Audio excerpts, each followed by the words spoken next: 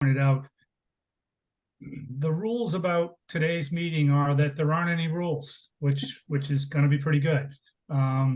One thing we'd like for you to do, to the extent you can, is to turn your camera on, particularly during the time of the meeting. We're going to have active dialogue. If you want to be a little shy for the beginning of it, that's fine. But when we get to active dialogue, we'd love to have everybody come on camera to the extent that you can. And please feel free to jump in at any point. The purpose of what we're really trying to accomplish here today is, as Patty said, have a really good dialogue around the challenge of workforce in the public sector, particularly in the HHS market. And we'd like to arm you, our HSITAG members, with enough information and strategies to bring the issue or some solutions forward to your customers in a way that they can understand it, in a way they can absorb it, and to help you, be really well informed as you talk to your customers. Just a couple of things about the group. As Patty said, Bill and I are the chairs. But what we did kind of right off the bat was we split the group into two kind of subgroups. One subgroup was focused on the program side of HHS, the workforce issues around program. And the other side was focused on IT and the workforce issues around IT. Bill led the program side, and I led the IT side. And you'll see more of that as we go through some of the dialogue today.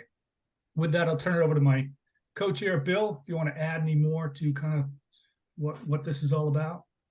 Thanks a lot, Bob. And first, I just wanted to kind of give a shout out and a thank you to those people who did participate. You see several of the names here. If we inadvertently left anyone off who contributed, please speak up. But we had a very good, kind of solid several months of working sessions to kind of go through the process of gathering the data we're going to share with you today, figuring out the best way to present it, and to try to think forward as to how we might take some of these things that we've learned back to our clients and to continue in the HSITAG tradition of thought leadership. So in particular, the names that you see here on the slide, we'd like to say thank you. I think everybody has understood the impact of this particular issue. And it's been exacerbated by the pandemic for sure, but it preceded the pandemic. I remember going on a call back when, Paula Hildebrand, you'll remember this, we were in Oklahoma talking with some folks down there in the program side, and they were literally going out and recruiting people who had retired years earlier to come back into their program to help them do some updates to a system that was written in an older language. We saw that we heard talk of the silver tsunami and some other of these phenomenon, prior to the pandemic.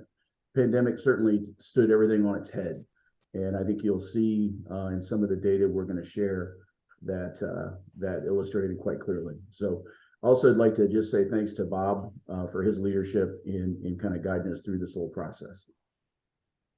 Thank you, sir. So, all right, why don't we go on to the next slide? So here's the agenda for the workforce section of the meeting.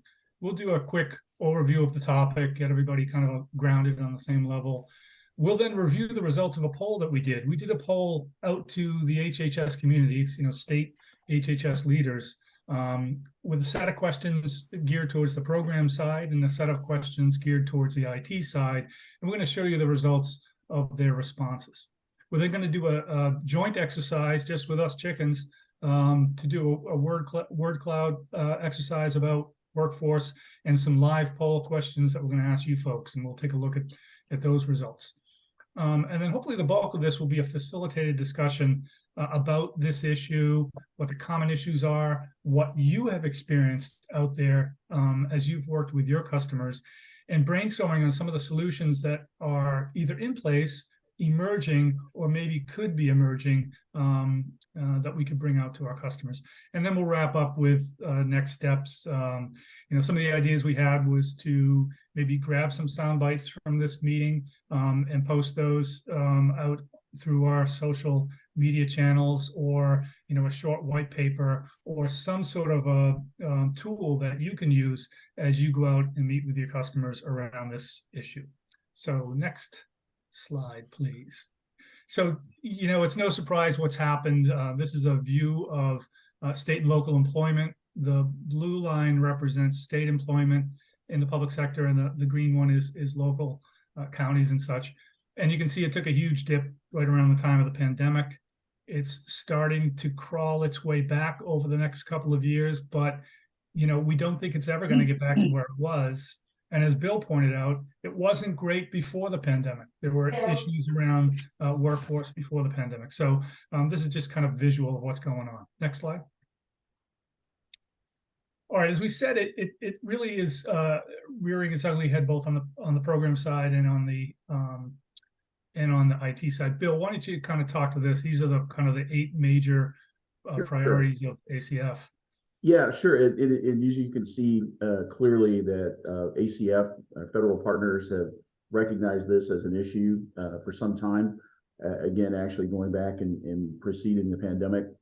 I think everybody who's worked in this business understands that there are particular pressures and particular challenges in areas such as child welfare and adult protective services, where there is a kind of a baked-in shortage of people to begin with.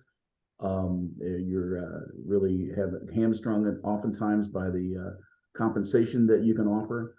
The hours are very difficult and long. The consequences of a difficult decision weigh on people, and I think it takes an emotional toll as well as a financial toll, in particular in child welfare. There have been a number of organizations beyond ACF who have kind of looked at this issue and tackled it.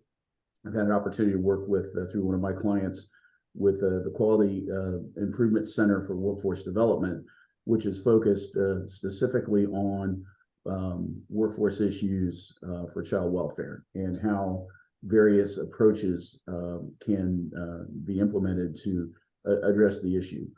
So there are a number of groups that are looking at this, but it goes beyond just child welfare and adult protective services. Frontline workers in eligibility, in workforce development, and other areas are all affected. And I think every state that I've visited over the last several years, when you have a conversation on the program side in particular, what are their major challenges? The very first and foremost is around workforce issues and how they're able to recruit and retain. So it's a huge challenge on the program side, and as I said, it covers the waterfront. Yeah, next slide, please. And it's not just on the program side, as we pointed out; it's also on the IT side. I was out at the NACIO conference in Minneapolis last week, and they laid out their top 10 priorities for the state CIOs. Number 3 is workforce. So they're really, identifying that as a major challenge in front of them. Another slide, if we go one more forward here. This was also a question that was asked in the 2023 State CIO survey. And the question was, which emerging IT area will be the most impactful in the next 3 to 5 years? And it's pretty interesting that nearly 100% of the responses were around technologies that really could mitigate some of the workforce challenges that are being felt both on the program side and the IT side. Generative AI is certainly something that they're trying to get their arms around, but could significantly benefit programs as it relates to workforce.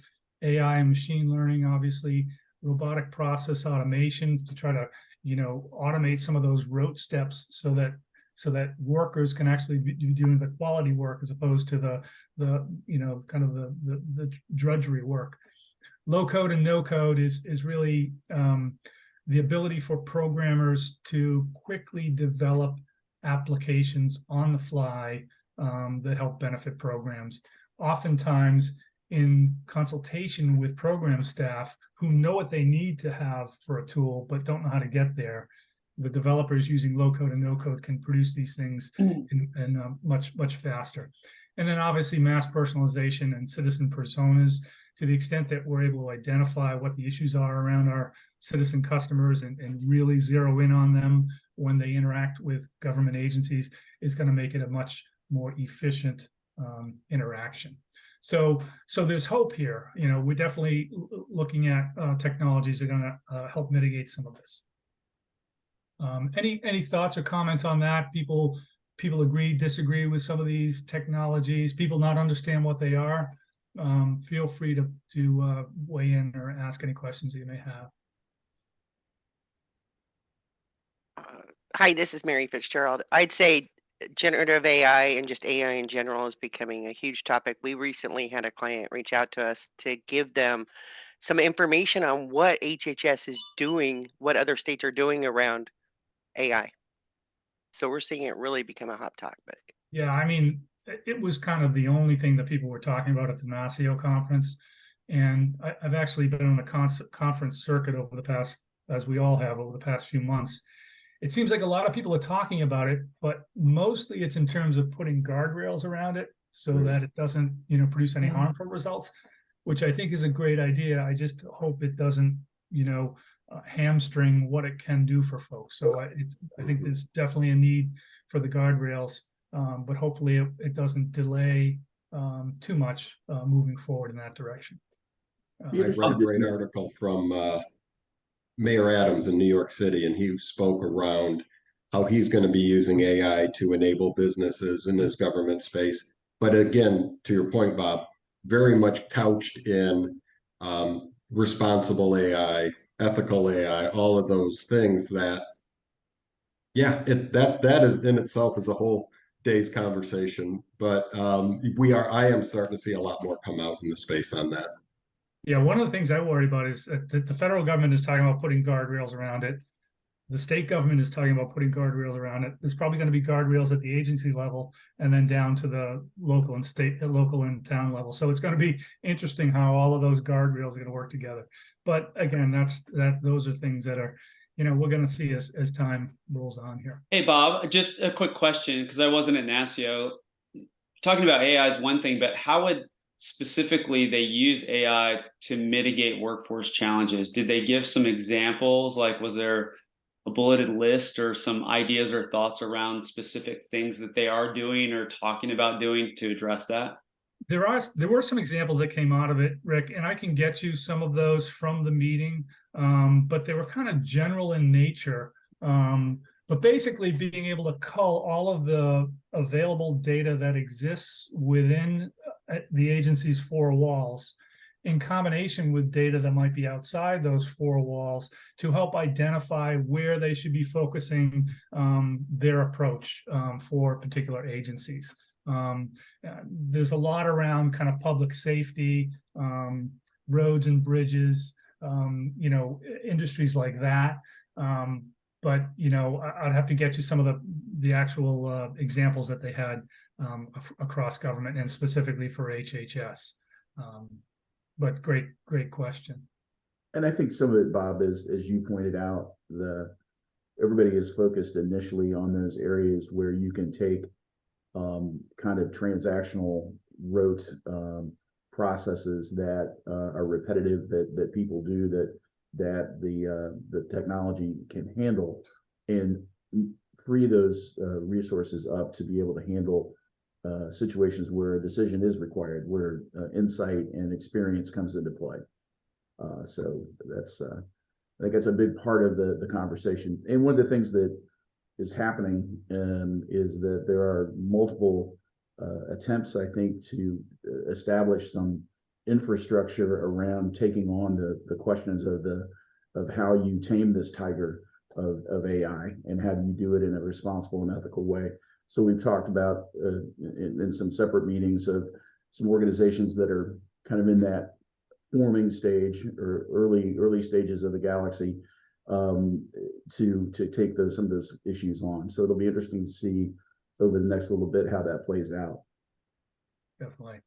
We have a client who used AI during the pandemic to, I'll call it baby AI, chatbots, but use those effectively to offload the call centers and to offload the caseworkers. So the goal was, instead of having call centers get burdened down with questions because somebody didn't understand the process that they were in. It was allowing them to interact with the system and say, okay, you need this particular piece of information to apply. Or no, we've run a pre-check on eligibility and there's no way that you qualify, instead of having somebody go through the process and a caseworker has to deal with it.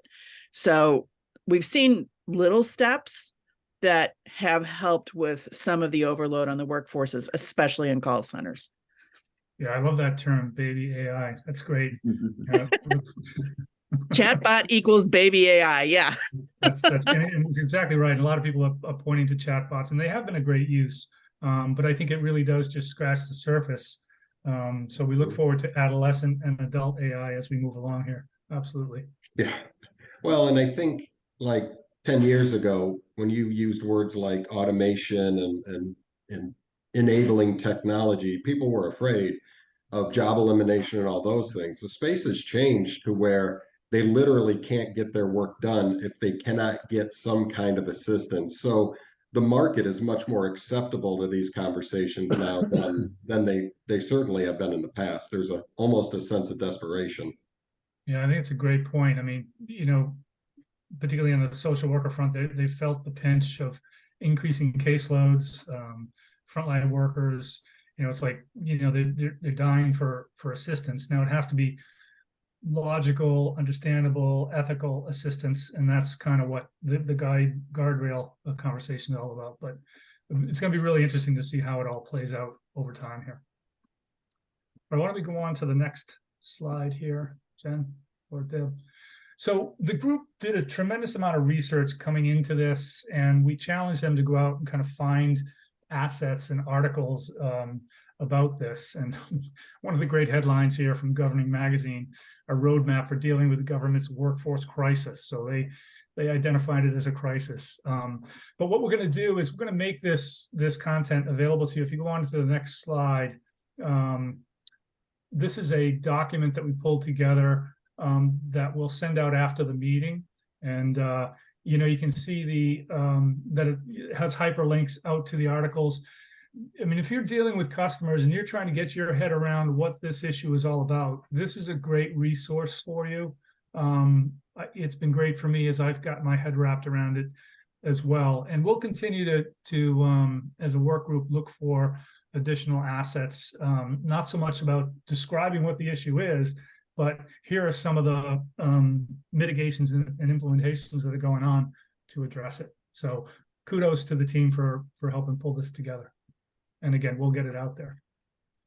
So, all right, so let's talk about the results of the poll. Again, we sent these poll questions in two sections, the program side and the IT side. If people were dealing with both program and IT, we allowed them to respond to either set of questions. But why don't we take a look at what they said? And the first is going to be the program side. So, Bill, I'll turn this over to you.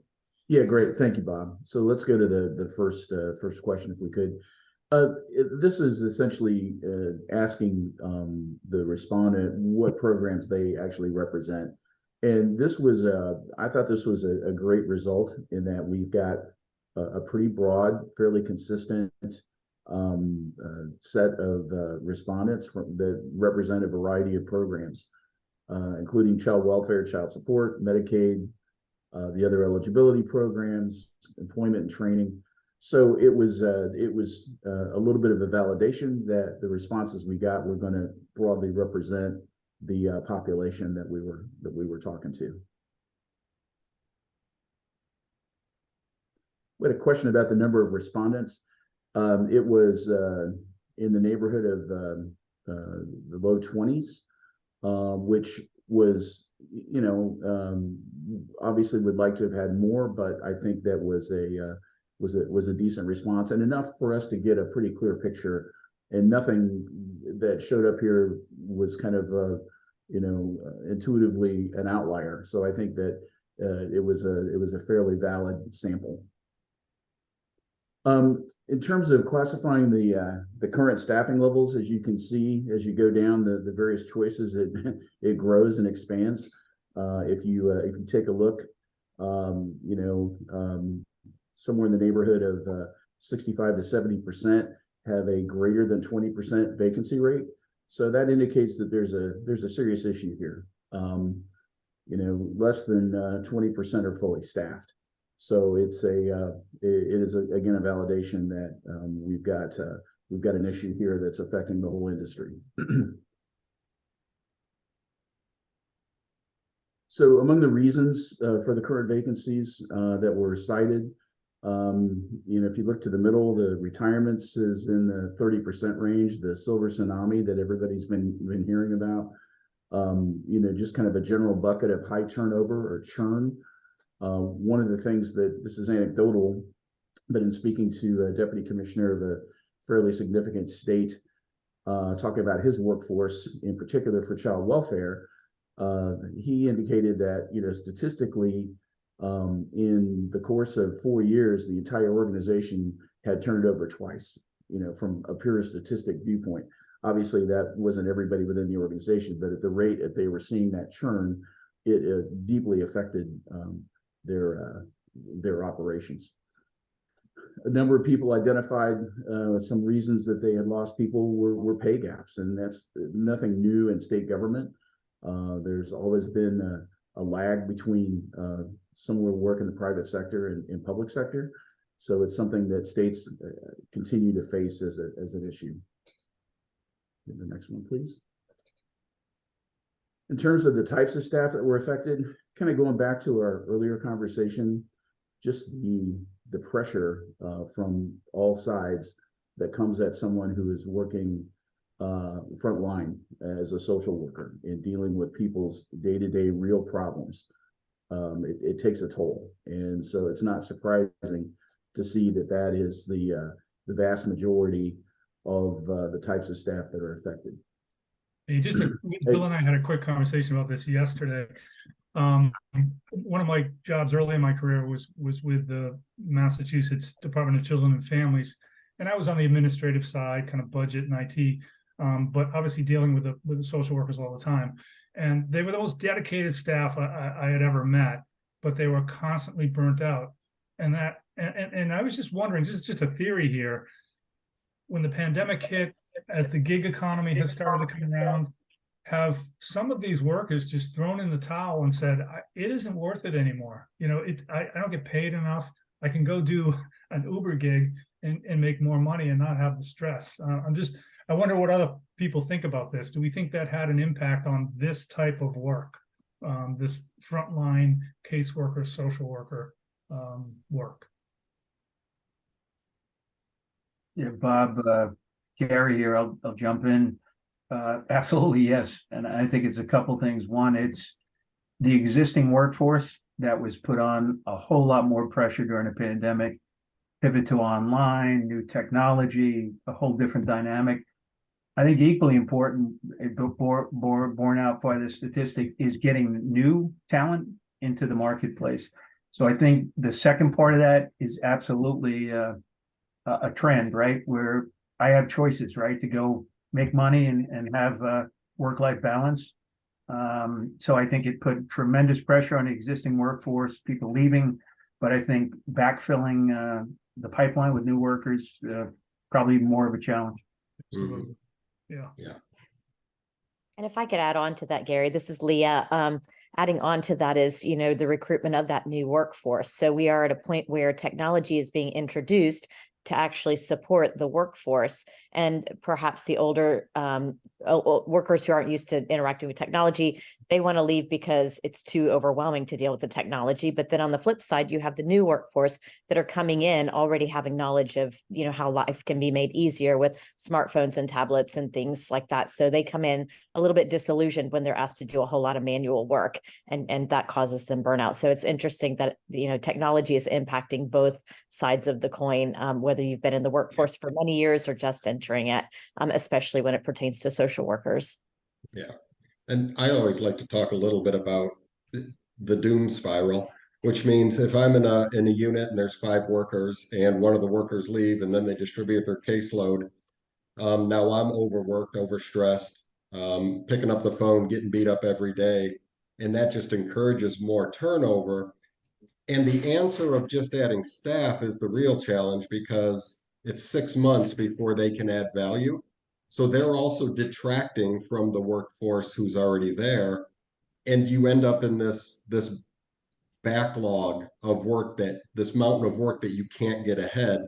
And it really puts this oppressive feeling on an organization, and it just keeps spiraling. And that's at least what I've seen on the ground. Yeah, great point. Great point, Greg. Deirdre, you had a question. Looks like you had your hand raised. Yeah, the conversation's really good. I didn't want to interrupt anybody. I think this is what the thought I wanted to add was really not exclusive to human services, but I think could merit the IT conversation more broadly. I think another discussion I've been hearing a lot of, having been a former Albany County employee myself, people entering the workforce today are likely to have 5 to 7 careers by the time they're done. I'm trying to have, one that's not that's mildly successful by the time I retire. So the idea is exhausting.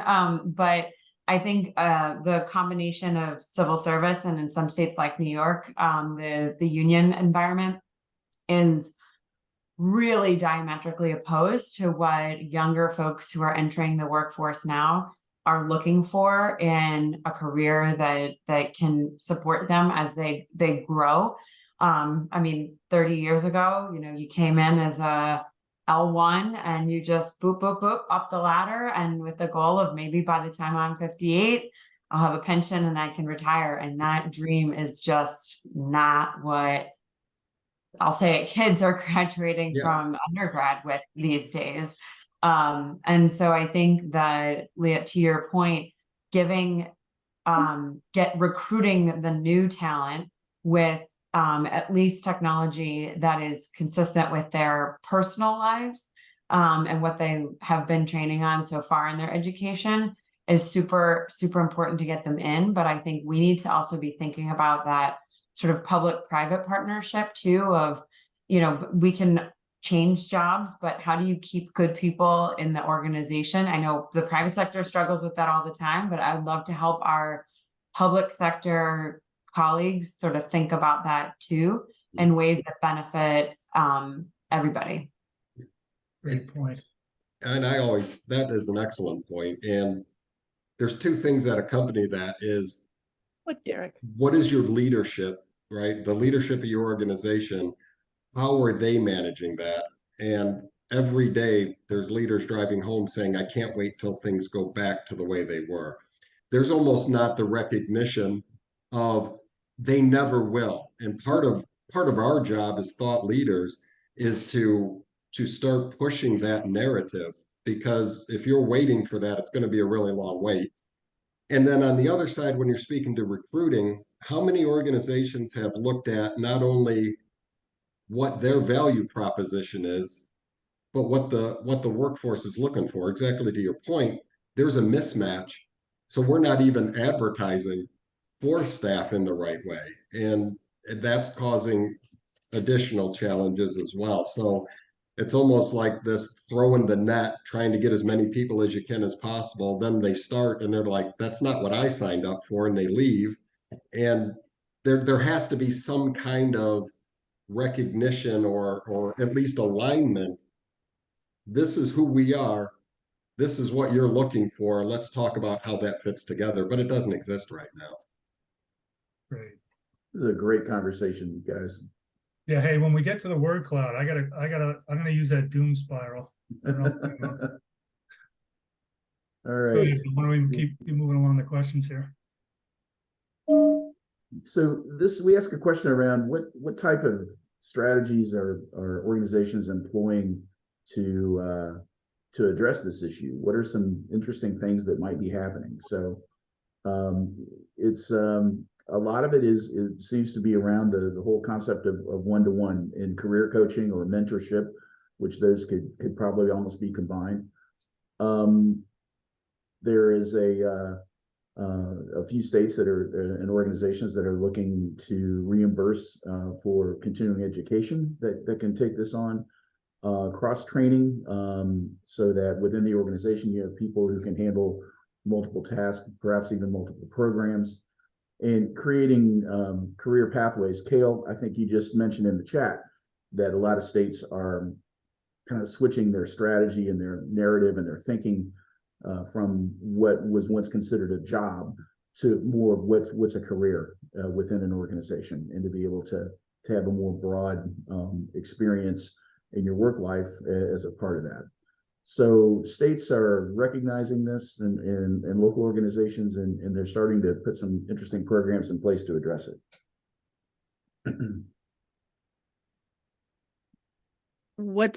If I can jump in, one of the interesting things that we heard from a state very recently is they've changed the requirements to increase the pool. So they've done two things.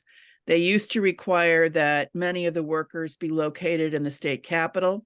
That's now changed to you can work basically from anywhere remote, something that we in the vendor community have been used to for quite some time, but states weren't good at. And then they've lowered the requirements, which is scary because it really requires that they have more training, more mentorship, more supervision, but they've lowered them to high school graduates instead of requiring a college education. Yeah, we'll see that on the That's IT helping side. them because people in rural communities, A, they don't want to move to the quote unquote bigger city, and B, they may want to stay in something that's, local, state driven. Yes, I have a pension someday. And for them, it looks like a good job compared to what we might be used to in a major metropolitan area. Paula, to that point, I think that, it's exactly right that you're seeing more and more states that are lowering those educational requirements. But as a consequence, and I think it was an issue even before, there are a number of people, as an example, who come in to the workforce as an MSW, which was kind of the standard 25 years ago. A caseworker was going to have an MSW in place. That's not the case. So that puts a burden on organizations to bring along those kind of industry specific soft skills that you might have learned in an educational program that was designed specifically for human services, in addition to getting them up to speed to checking the right boxes and managing cases. So it's addressing the problem from a volume standpoint in terms of making the pool bigger. But as you said, it puts more burden on the organization to get these people in a place where they're able to effectively deliver the services.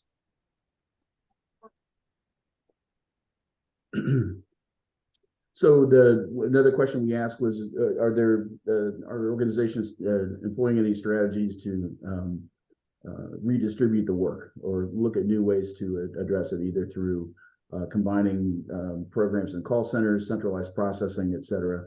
It was a fairly straightforward yes, no. I'm not sure that it was that enlightening. And it was surprising to me that more states aren't doing some of those kind of things. Really only had 20% of the respondents that indicated that they were taking that approach. But this may also be an opportunity for us to kind of drill in further and say, hey, why aren't you doing this? I mean, going back to the previous point about, creating opportunities to widen your skill set while you're in an agency, here's one of the ways you can do it. So I'm also curious to, when I look at that no, I was surprised as well, that percentage of no responses, but I'm kind of curious. I know, being in the field as a social worker myself, that oftentimes you're dealing with just putting out fires constantly. So you don't even have time to really pause and think about how can we get that extra support in, or how can we equip our workforce? I mean, you're so busy just putting out those fires that, it's almost more comfortable to just stay where you are than to look for solutions. So that would be interesting to see if that might come out of it. Yeah. And I've run into a lot, the one more thing. I can't handle one more thing, particularly when you're engaging in technology. It feels like such a fragile environment that they worry about increasing attrition by implementing new technology because they can't take one more thing. But if they don't, right, the other side is they can't take one more thing, so they leave. So that's actually a really good point. A bit of a catch-22, right, Greg? Yeah. All right. And what activities has your organization implemented to increase staff engagement? So we asked a number of areas. We tried to brainstorm a little bit. Surprised that, and I think this is something that we've utilized in the private sector, is to open up opportunities for travel to trade shows and that kind of thing as a way to not only entice and retain good emerging employees, but also to kind of broaden their experience and expertise. I didn't really see that as being something that the states were taking on. But what we did see from all the respondents were the social aspects of it. What were as we get people together in building team building exercises or in casual social settings, that was a way to address morale and to kind of get a greater sense of team. I'm curious to see if anybody has seen this as well in terms of, I've seen some agencies that have gone to escape rooms, or the local brewery, or any number of things. So just curious to see if anybody has any insight on this. Hey, Bill, Gary, I don't know if I'm answering your question, but one discussion we're having ongoing within our company, but we see in our clients as well, the importance of this, getting together and building bonds. And specifically, the focus and the dialogue has been for folks like us that have been doing this a long time. Working remote is actually a pleasure, right? We're really productive, we're mature in our industry and our processes, but there's a fair amount of literature out there. What's the downside to all remote work? And it's really the folks coming into the workforce that really need that mentoring, that in-person time, that social connection. So part of what we're seeing in our own company and just in the marketplace generally, that's an important aspect. So if there's a dark side to all remote work, it's how do you mentor that incoming workforce, ourselves and for our clients. So. Yeah, that's a great point. The water cooler, effect goes away when you're remote, and the water cooler could be that used to be back in the day. That's really where you got a great deal of information that you wouldn't get otherwise. And I would dare to say now more than ever that, with the cultural shift with the workforce, the future workforce, they're looking for work that's meaningful and that's connected, and that it means something more than showing up at the office for 9 to 5 and then leaving with a paycheck. Like, they're looking for more fulfillment. So that this speaks to that a little bit of that, the importance of social gathering and the team building as well, to keep them connected and to understand that their work is meaningful. Yeah. And I parallel it a lot, particularly coming out of the pandemic, at least in the geographies I worked in. It went from an eligibility perspective, it went from picking up the phone, interacting with someone and saying, let me make you eligible, or, hey, this is great, you're eligible for this, this, and this. Now we're into the unwinding, and I'm calling people and taking things away. So that interaction, that environment has changed. And then you link into that I'm remote. That means I don't have the support structure. I don't have somebody patting me on the shoulder saying it's going to be okay. It's just a really tough environment that I think agencies are struggling to overcome. How do you build that support structure? You don't do it through a Teams meeting. So I think there's some real challenges there as well. The one other thing I would add to that I've seen starting to happen, because I think there is sort of this, I think the pandemic highlighted the fact that when we're not together, things fall through the cracks and relationships aren't built in the same way. I think that has shifted organizations to make sort of team building and interacting with your team more of a thing that you do during the day as well. Right? It used to be that the social networking and the team building happened after hours. I've seen this shift where now it's built into, okay, today we're going to go do this offsite team building activity, as opposed to making it sort of this after hours thing that only certain people participate in. And I think not having the water cooler really highlighted how important that is to the actual work that we do. Great point. All right, Bill, you want to move to the Yep, next? we'll go to the next. And then I think maybe this is the final one is what particular technologies are organizations looking to address some of this? Where are some areas where technology can be leveraged to assist in this?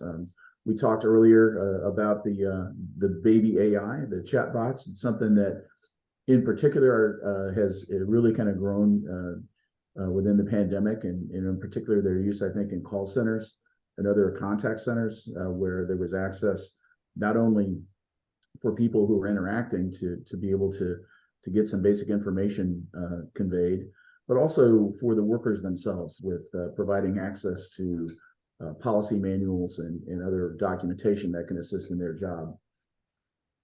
It's interesting. VR it was a topic, I think, at ISM in the last couple of years. This didn't really show up in our answers. Automating workflows using AI to assist in I think this refers to some of those rote processes that you talked about, Bob, and mobile. And I think that we've seen this as a trend over the last several years of people who are using mobile technology to allow workers to go out and interact directly with clients in a way that really kind of facilitates their conversation. So I don't think it's anything new, but it's something that continues to grow. And there were a few that answered other, but there are a number of technologies that are being utilized. And then what are some external barriers that our organizations that we ask are facing to be able to recruit and retain? Money.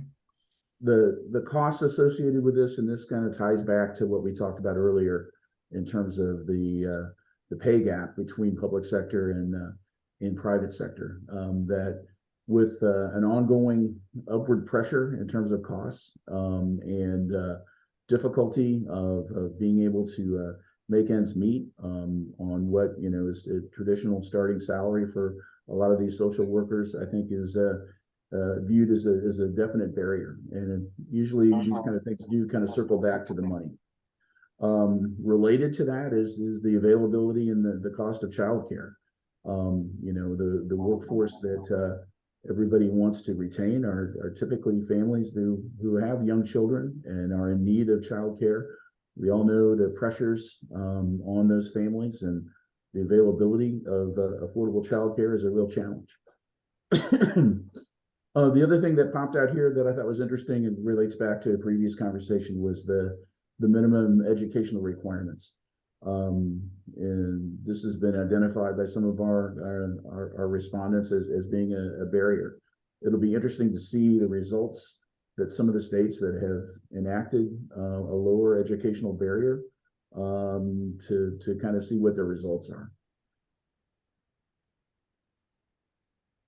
So Kale just shared that eligibility workers start around $33,000 a year in California. Lay that up against $6 gas. That's a challenge. So thanks a lot. That kind of takes us through the program side of the survey. And Bob, I'll hand it off to you. Great. Thanks, Bill. So as I mentioned, we kind of did a similar survey on the IT side, different questions. So we'll go through these a little quickly so we can get to the rest of our agenda here. How many IT positions are currently open or unfilled? It's generally somewhere around, 20 or less in general. 20% said over 20, but that seems like an outlier. So obviously there's positions that are open. Hardest skill set, pretty much even across the board. There wasn't one single skill set that they were really having a real problem finding, but kind of across the board. Next question. The estimated average age of your IT team, so 46 or older. Greater than 50% said 46 or older. This is a silver tsunami that Bill was talking about. This is a cadre of workers in the IT space that are going to go out the door with a lot of institutional knowledge. And I think agencies are going to be hard pressed to backfill them with younger IT workers unless they can offer those younger IT workers more interesting technologies to be involved with, and so there's a whole dialogue around that. And earlier on in one of the slides, we looked at no code, low code.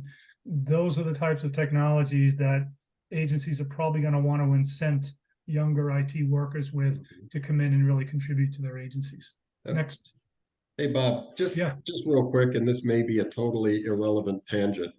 I have seen similar statistics in the trades. And in Ohio, we're getting a big push for more active activity in the trades. With fewer folks, just from a population perspective, that could thin the market even more, because as they push for folks to go into the trades, which are going to pay 50% of the folks in the trades are eligible for retirement within the next 5 years, and the backfill isn't there. So we could also brain drain out of IT into other industries because of this market pressure as well. So I don't know if that's germane to the conversation, but I think future facing, it's something to think about. No, I think it is, and I think it's an interesting point. I hadn't really thought of it, but absolutely could very well be a factor. Okay, estimated percentage of your IT workforce has retired in the prior 12 months. Doesn't seem like this has been a huge problem yet, so that's good news, I guess. But we'll see whether this changes as time goes along here. Question 5.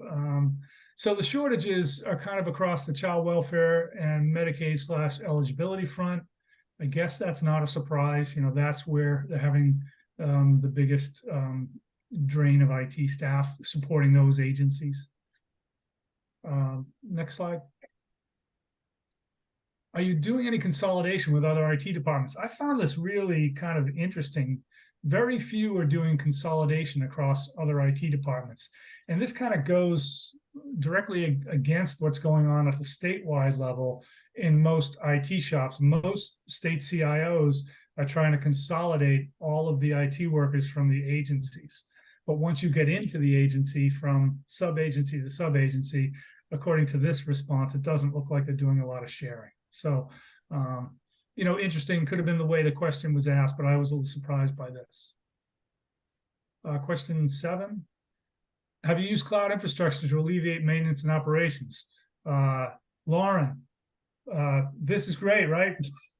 They're definitely using cloud infrastructure to alleviate maintenance and operations functions. So yes, we're very happy to see this.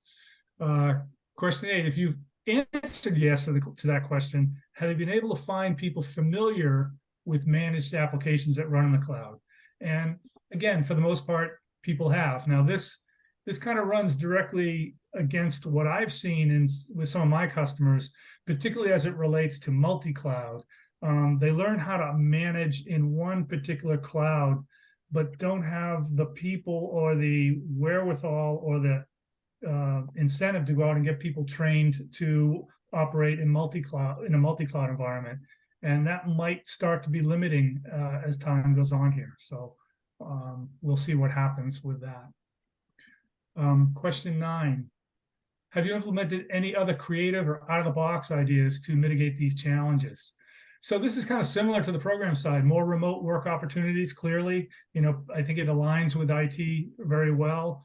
More competitive salaries. What I've heard from state customers is, companies like Oracle, AWS, Google, you're stealing our people because you can offer them more salaries. And that's right, we are. And so they're starting to up the ante a little bit there to hold on to those people. Next. Do you have any formal written strategy for addressing future workforce challenges?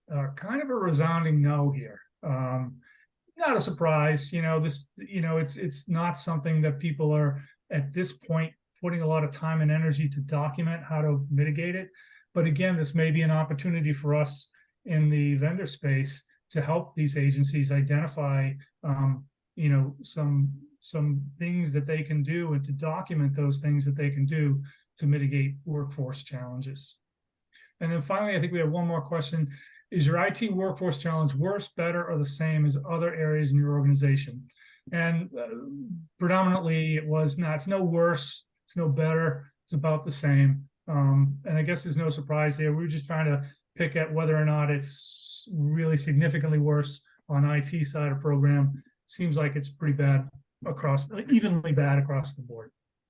So, we'll make these charts available to you so you have them, so that, if you want to use them with conversations with customers, at least you have that information.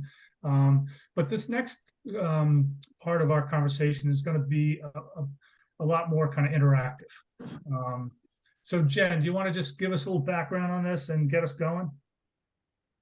Yes, happy to. Hang on, let me figure out how to come on video. Hi, gang. So we found the easiest way to get into this is actually by using your phone and hopping on that QR code that's on your screen right now. You see me doing it right now. Yep, look at you. Look at I me. love it. I love the phones popping up. Just a reminder, and we've used this tool before, it's called Poll Everywhere. If you're going to enter more than one word, stick an underscore or a dash in between those words. We're going to be doing some word clouds, and it gets a little wonky if your sentence is divided up into 10 different words. So as you guys log on to this, I'm going to share a new screen.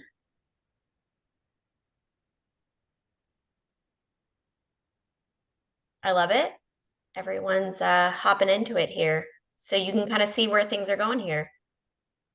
Bob, I'll turn it back over to you. You can drive. Yeah, so we really just wanted to kind of get a sense as to what our membership here thinks of this workforce issue, and particularly by using one word or a phrase. Crisis seems to be the overwhelming leader in the clubhouse right now.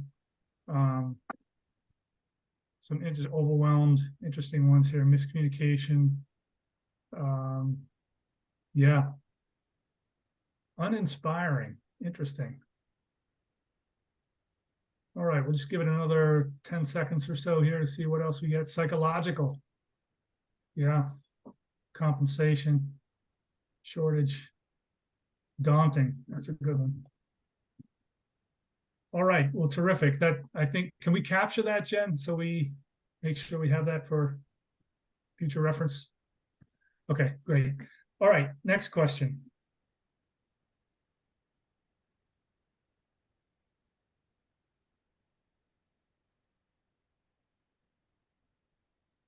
All right.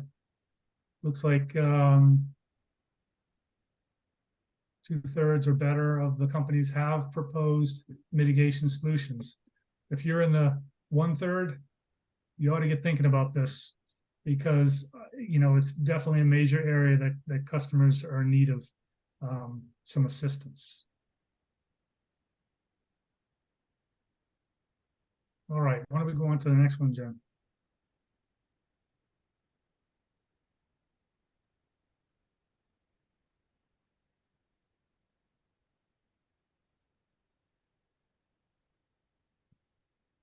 All right, no surprise there. Yeah, not a lot of new news in that one, is there, Bob? No. That was kind of a, yeah, we set that one up on a T. So I was at the County Welfare Directors Association conference last week, and there was a session titled "Make Work Suck Less," and it was it was about employee engagement strategies, and it was beyond standing room only. There weren't spots on the wall, so I'm surprised the fire marshal didn't shut it down, but they would very much agree with 5 as very challenging, at least in the County Welfare Directors Association in California. Any chance we can trademark that phrase? All right, why don't we move on to the next one, Jen?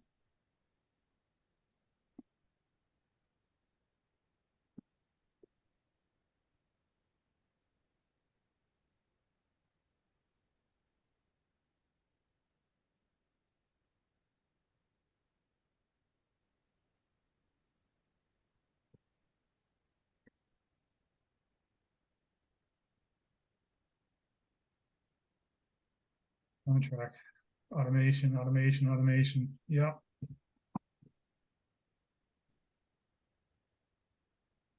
Wonder what reduce is all about. Did that go with another word? Wow. Technology, flexibility, yeah.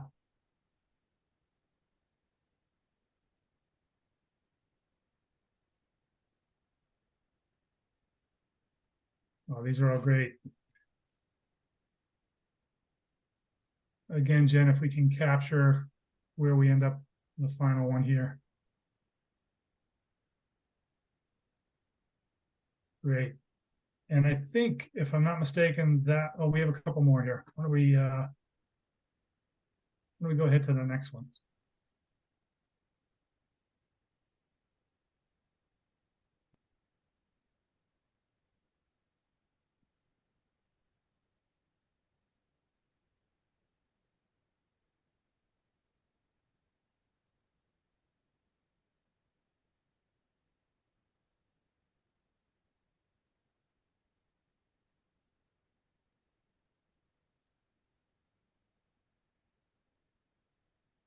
All right, great. So it looks like, for the most part, companies are focusing on future mitigation strategies. And next question. Ah.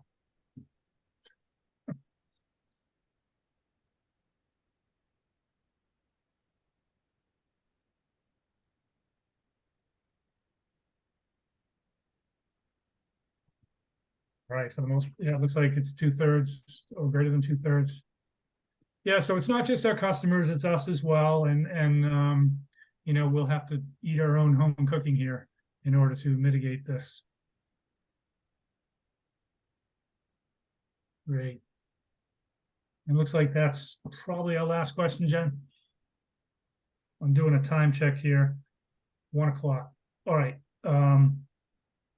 Why don't we, if we can do and just go on, so we'll get rid of the slide presentation. And if we're going to just enter the facilitated conversation, we'll go on for as long as it's hot here. Talk about some of the common issues you're seeing out there, what the experience is as you've talked to your customers, and if anyone wants to put forward any ideas or solutions, we'd love to hear them. So, to the extent that you can come off camera, that would be ideal if you can. And let's just talk about this. So where have you seen this rearing its ugly head with your customers? Kind of what type of customer, and what has been the impact? If anyone's willing to share.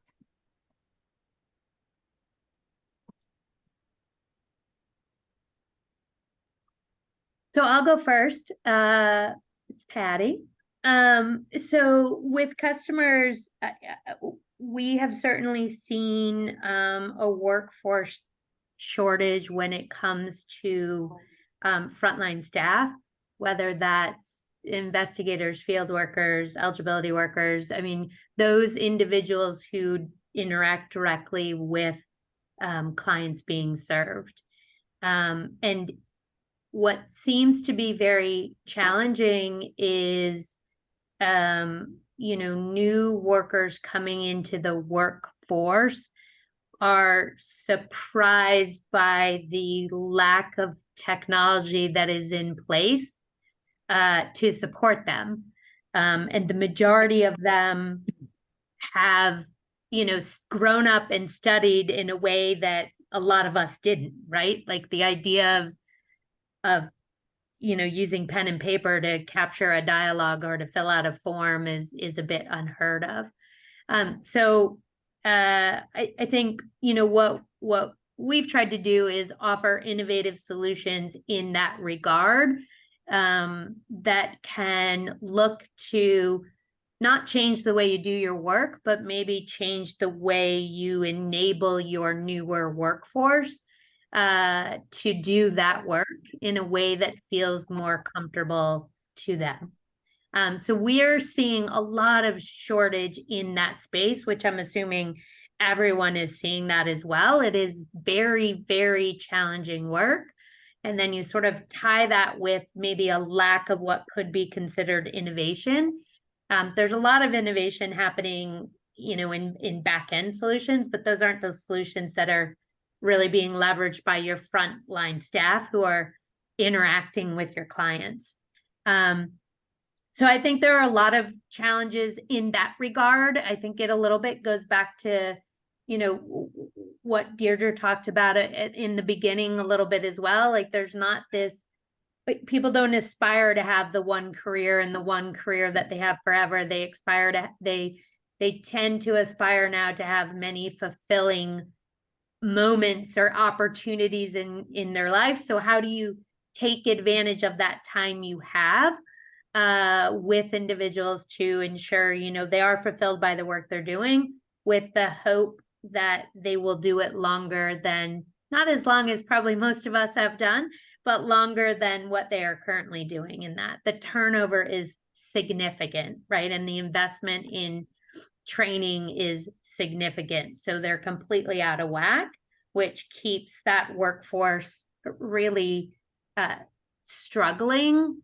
to kind of fill those positions, which is really the front line to client interaction, right? It is those people who are engaging with our clients to try to help them.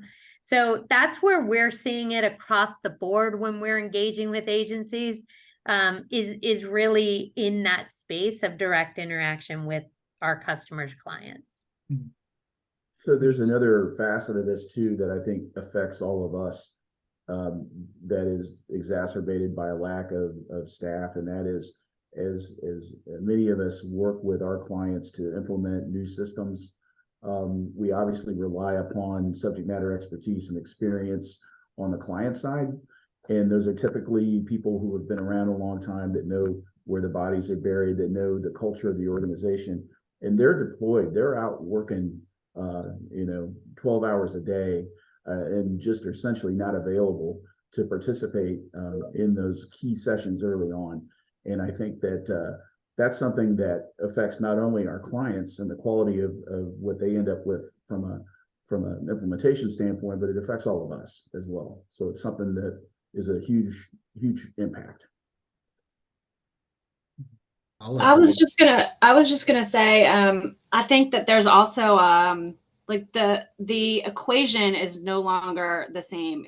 When I started working for the government, it was a better work-life balance, and it was okay with me that I was going to make less money because I was committed to the priorities that of helping people. But I think after the pandemic, I mean, that really shifted. A lot of governments actually don't allow for flexibility in working from home or working partially from home.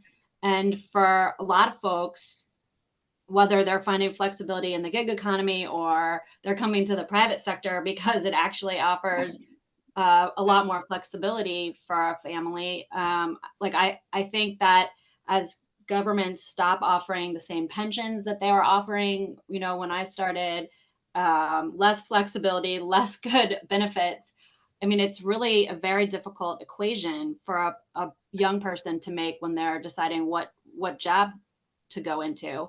And I think that on the other hand, most of the workers that we hired many years ago, if you ask them why they do this work, it's because they want to help people. And as we implement more technology, it takes them further and further away from that actual client interaction.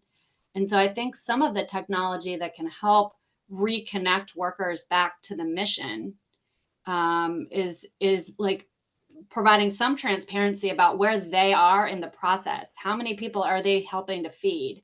And providing some feedback to them around how their individual efforts are trying to move the mission of the agency and actually impact the lives of folks. So I think that's one technology component that I didn't see in the survey, but I think is really important, especially for helping folks feel like they're part of the mission.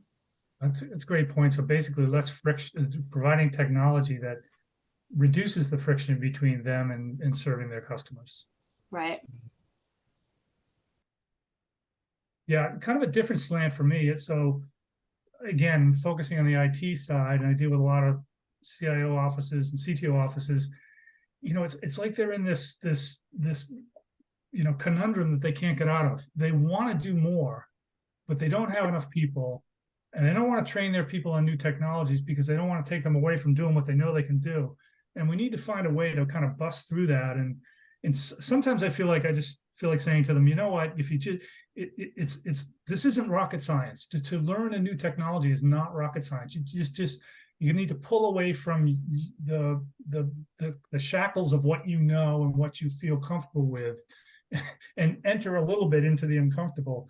And then you'll see that there's a much bigger horizon for you, and you can accomplish so much more. And I know I was in the public sector as well early in my career, and I did feel that, and I sat next to people that wanted to do the same thing every day and didn't want to try to do something new. And it's almost like you had to shake them out of it and say, look, try this new thing, try this new technology, try this new approach. Forget about that workflow. Let's redo this workflow. But we've always done it that way. Well, we can't do it that way anymore because there's too much work coming in, and that workflow doesn't work for us. So there's a lot of that. Just break out of the shackles of what you know and feel comfortable with. I think part of it too is that a lot of folks are seeing what changes are taking place in the programs and what they are going to have to contend with if they were to come in. I'm talking new people coming in, and what they're going to have to contend with. I mean, they can see the news, and Greg mentioned it earlier about the unwinding and the redetermination, and they're stepping into a situation where they haven't done eligibility determinations in the first place, much less recertifications, with all of these changing circumstances. And the same thing can happen in each of the programs. And so people are seeing all of these changes that are happening in the programs. They, perhaps know the Farm Bill perhaps is going to be reauthorized this year, major changes coming in SNAP and the nutrition programs, if there's TANF reauthorization. So there's a lot of these kinds of things that are being asked of people to come in on a training exercise, not only from a technology perspective, but from a program and policy perspective. That's an additional set of challenges that are out there too. Yeah, Scott, and what's stunning to me is every time one of these changes takes place at the federal level, it layers on significant increase of work down to the caseworker. Whether it's ABODs, whether it's asset testing, whatever that is, and the agencies aren't staffed to deal with those things. Well, I guess what's somewhat stunning to me, because I am primarily working in counties, state administered county operations. The sense of helplessness, and I mentioned it earlier. They're doing the best they can. I understand that, and I respect that. You can only do so much with your workforce, but when someone calls and says, hey, great, I got a job, I'm ready to transition, and the response is it's 50 days before we can get you childcare, those are challenges in an organization that's still addressing envelopes and is still manually identifying or routing things. There are technology solutions out there, and my tagline right now is hire the technology, because you're carrying how much in additional payroll? If you have 20 vacancies, and I'm not really super good with math, but that's a lot of money you're carrying in payroll that will go unexpended. Invest that in technology that operates 24/7, 365, that doesn't cost you healthcare, that doesn't take a sick day and those types of things. If you want to support your community, you're going to have to invest in technology. And the answer is out there right now, telling folks it's 40, 50, 60 days before we can get you food assistance. Those are really difficult things. I like that. That tagline can be hire the technology to get yourself out of the doom spiral. Well, and I think there's one thing that's missing that none of us maybe have really considered. No, working for government these days isn't cool. If you think about, the way our politics have worked recently, people are wanting to stay about as far away from government as they can when they think about a career direction. Yeah, so, things that we hear coming out of Washington, it trickles down into these states as well. Yeah. Well, is there I anything don't we hear can the do term then? public service much. Right. You don't hear public service much, and Yeah. you know, it's very much a culture of it's about me. It's not about helping other people. It's about me and how much money can I make? And government just doesn't appear in the mix. I wonder Well, if I there's think anything we can do. that's part of what, you know, one of the things I've noted too in having these conversations is there's a lot of things at odds right now. And one of the things that are at odds, in addition to, you know, remote work versus building a culture, or, you know, technology versus the resources it's going to take to turn it on, is just looking at, you know, we have the baby boomer generation kind of starting to age out of these, and then we have the millennial Gen Z generation that's coming in. And so I think, Paula, to your point, there's government isn't as cool for this millennial Gen Z generation. And so, you know, we have seen some, you know, agencies looking at how do we usher in this next generation of leaders and kind of build up some of these skills, and it gets down to, you know, back to this career path, right? And making civil service something that you know, you can make a career out of, and you can effectively lead. And so you know, we are seeing, as far as training, right, that's one of those kind of elements that, you know, we're really involved with, is looking at soft skills, looking at how to effectively lead. And I think ushering in kind of this next generation, I think, is a way that policy can change then and adapt for, you know, for the future. So I agree with that, except to the point of make it an appealing career, because I think the most we're going to get out of the next generation coming in is 3 to 5 years. So how can we shorten that training paradigm? How can we maximize what we're going to get out of them for the next 3 to 5 years, and build an ongoing churn of folks, whether that's more efficient processes, eligibility, streamlining on the requirements of the regulations and the policy. It just doesn't feel like, and this is a feeling, this isn't backed up with, you know, objective reality maybe, that those folks are going to stay around. So how do we make the most of them when we have them, is kind of my thought at times. But again, you're right, we have to rebrand it in a way that it is at least appealing, and it presents an opportunity for that long ongoing engagement. Well, and it would be interesting to understand why there has been this shift to, I only want to stay someplace 3 to 5 years. Is it because they saw potentially parents in 2008 who lost their jobs, some of them when they were very close to retirement? Is it that they feel that, you know, companies aren't loyal to them, so why should they be loyal to a company? That would be a whole other interesting study and how that plays into the workforce. Because if you could turn that curve a little bit, then you solve some of your workforce problems. Mm-hmm. This is Toby Cates, and I'm fairly new to the group. I'm with eSystems. I think the other thing that we need to consider is the abuse. And I say this full-heartedly, right, that staff are taking from clients, legislators, executives, right? Like during the pandemic, through unemployment insurance, I mean, it was horrible, right? The amount of abuse that staff members had to take. And it seems like that's been exaggerated, right, with whatever this new political landscape is. And so I know personally, right, we lost a lot of staff members across a variety of states that we were serving. And it was just like, it's not worth it, right? The pay is too low. It's not worth it. And they got no cover, right? They got blasted in the media. They got blamed for everything at the executive level.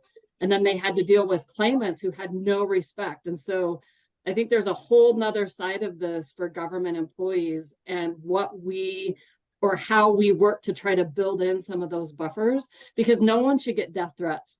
And it happened a lot. And it's still happening, because there's just no, whatever this new generation is, regardless if you're on the workforce side or the claimant side, or you go to a restaurant. I mean, I think even our wait staff are dealing with it, right? People are just horrible. And I think it's just, how do we find some cover for them, or, you know, what's the other side of that, and how do we help frame that piece of it? Hey, Bob, I want to jump in and pivot maybe a little bit back to the AI conversation and the automation. This is all really important stuff about the workforce. And So what's the biggest fear in AI we hear in our industry, right? HHS, we don't want a bot or technology making an important decision, right? Don't pull a kid from a home, don't make a determination. So I don't know, as I think about our industry and our input to the to our clients, if we start with that as a premise, right? AI cannot make a critical decision in HHS, but we worked back from that. There's so much opportunity, not a new concept, but all of the automation to inform that decision. I mean, we've been doing this years. A call agent comes on and they get a screen pop. They have much more information than they did 10 years ago. But I think there's an opportunity for us as an industry, and maybe it comes out of this dialogue and some of the surveys, that the given is we're not going to make a critical decision, HHS. What are all those other tool sets as inputs to really make that? Because the stress we keep coming back to, it's that front line. People want to do meaningful work. They want to make those important decisions. So hopefully that made sense, because I think there's a danger of getting paralyzed with the ethical use of AI. We have to start somewhere, right? So front ended on the front, the line work is hopefully that made sense. No, it makes a lot of sense, Gary. And I think one bad outcome from an AI-driven process could really torpedo using it in HHS. So obviously, we're going to be careful with it. I think there are technologies that can really fine-tune and reduce the risk of having a bad event. It's just whether agencies are going to be willing to embrace it. And the speed at which the technology is moving right now is incredible. So it will get there. But I think that's a great point. It's going to have to happen. And hopefully it happens in such a way that the industry is willing to embrace it. I think we're going to probably have to wrap up here, because I know we have other things on the agenda. I want to thank all of you for participating in this. It was kind of a risk. We didn't know how this was going to work. Jen, Deb did fabulous work getting us to this point. Bill and the rest of the workforce work group really invested in it, so I appreciate that. What we will do is we'll as a group take a look at this recording, try to find some nuggets that we can pull out and maybe crystallize for you. We'll send out all the research that we've done, and I think this will really inform maybe some future meetings as we go forward around things other than just workforce. So on behalf of Bill and the group, thanks so much. Really appreciate it. Thank you, Bob, and again, thanks to Jen and Debbie for their hard work, and all of those that participated in the work group, and thank you all for a great conversation today. Excellent. Thank you so much, Bill and